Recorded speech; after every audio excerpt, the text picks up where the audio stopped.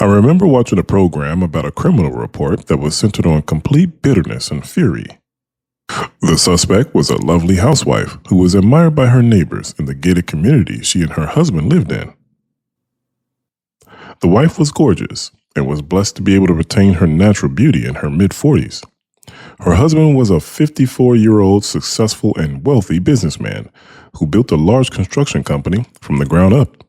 They appeared to have a healthy lifestyle. They would go on trips, spend time together amongst friends and family, and no one could see any potential alerts of dissatisfaction. The husband had a 22-year-old son from a previous marriage, and he was returning home from graduating from college with a bachelor's in business administration. He wanted to start being more involved in the family business so that he could prepare to take over when his father presumptively gives him the executive role. The woman, who was a former beauty pageant winner, didn't have children, which means the 22-year-old was her stepson. She felt neglected by her husband and didn't have the same intimacy she once had during their marriage. Due to the husband being away on important meetings with contractors and builders, the wife determined her emotional and sexual desires were being dismissed. Well, this was the reasoning that she adopted and had persuaded herself to believe. She began to form an inappropriate yet sexual relationship with the young man, and he was enamored with her because he felt invincible due to how intriguing the aspect of an older woman who still has beauty is allured by his handsome traits and youth. They secretly had affairs and kept it hidden until they couldn't anymore. All of their intimate sessions happened when the father was away on extended business trips. Well, one day the young man told his stepmother that he is done and they need to stop because he didn't want it to get out of hand.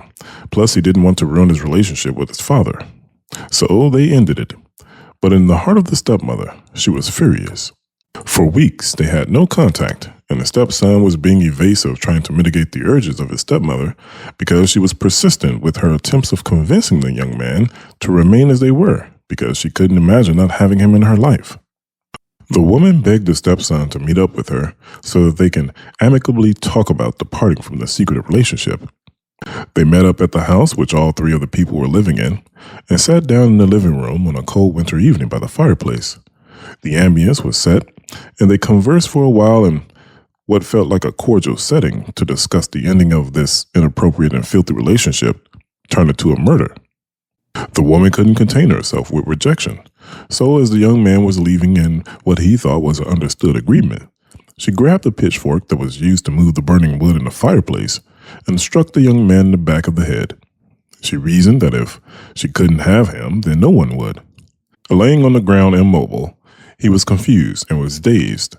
He looked up at her with blood coming from his head, and the woman in rage continued to strike him until there was no more life detected from her lover. The once passion and zeal of lust that she yearned from her husband was then turned into resentment and rage towards her stepson.